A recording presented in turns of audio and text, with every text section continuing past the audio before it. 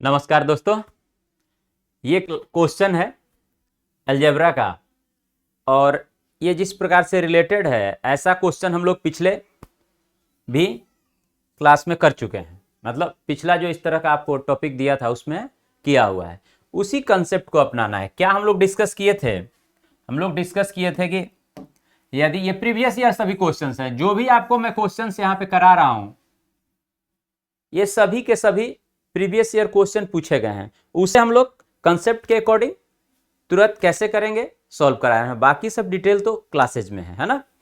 तो हम लोग क्या डिस्कस किए थे कि जैसे x है, y है इक्वल टू 1, तो इसका क्या नाम हम लोग कहे थे कि ये चर हैं। क्या है? ये चर हैं। चर को हम लोग क्या बोले थे? वेरिएबल, है ना। मतलब इस स्थान पर कोई भी संख्या रखी जा सकती है, तो उसको हम लोग अल्फाबेट से दर्शा देते। ये भी क्या है? एक चर है ना।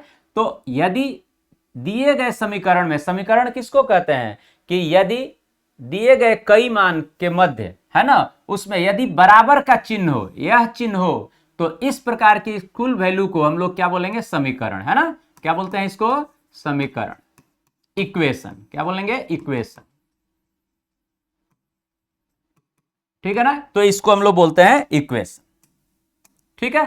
समीकरण का मतलब समझ गए कि अगर दी गई जो भी संख्या है उसमें अगर बराबर का चिन्ह है तो उसके लेफ्ट साइड को लेफ्ट हैंड साइड और राइट हैंड साइड को, राइट हैंड में जो है उसको राइट हैंड साइड, और इस पूरे को हम लोग समीकरण, इक्वेशन के नाम से जानते हैं। अब देखेंगे कि उसमें कितनी ऐसे वेरिएबल हैं। कितने वेरिएबल हैं? 2।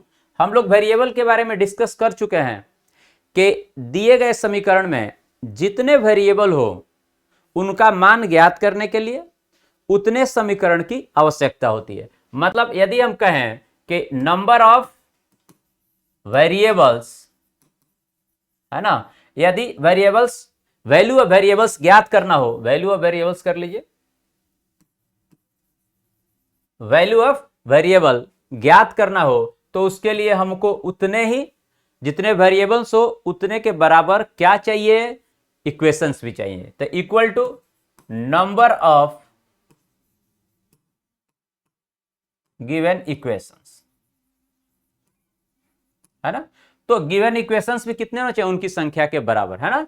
तो वैल्यू ऑफ वेरिएबल यदि ज्ञात करना हो तो यह बराबर होगा कि कितने भाई वेरिएबल्स की वैल्यू ज्ञात करने के लिए इक्वेशन चाहिए, तो नंबर ऑफ इक्वेशंस, ऐसे लिखिए इसको। ठीक है, ये भी ठीक है। Number of given equations. हम देखेंगे कि दिए गए समीकरण की संख्या कितनी है उसके अनुसार। यदि यहां पे 2 हैं वेरिएबल्स, 2 वेरिएबल्स हैं, तो नंबर ऑफ इक्वेशंस भी कितने होने चाहिए? नंबर ऑफ इक्वेशन,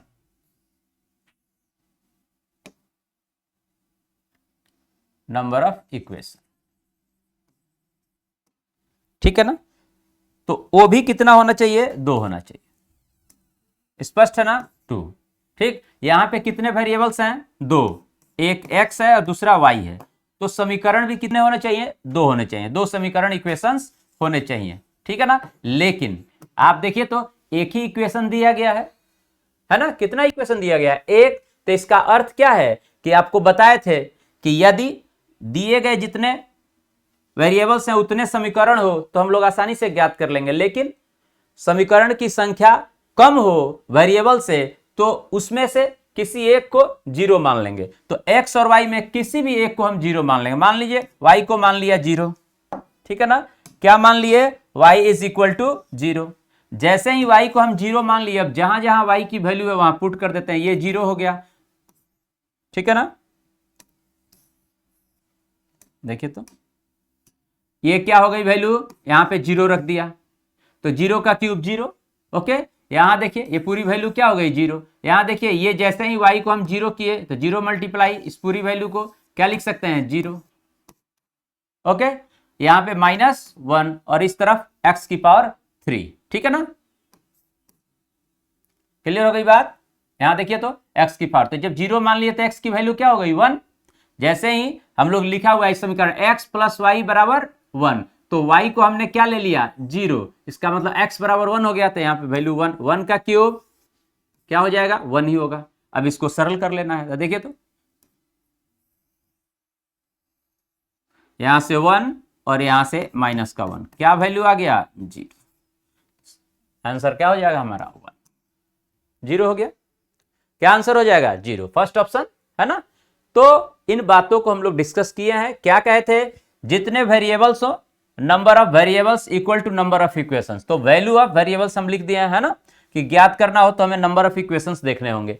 अब इसमें से एक को हम 0 मान लेते हैं। जैसे ये 0 हो गया तो x बराबर 1 हो गया। 1 की वैल्यू यहां रखें तो 1 का क्यूब 1, ये y की वैल्यू 0 हो गई, यहां भी y की 0, तो टोटल टर्म 0, माइनस का 1, 1 माइनस 1 0। पहला ऑप्शन हमारा सही जवाब है। तो इस बात को ध्यान रखना। जैसे पिछला जो क्वेश्चन कराए थे उसमें 3 वेरिएबल्स थे, तो 3 में हमने एक को मान लिया था, उसी से ज्ञात हो गया था, है ना।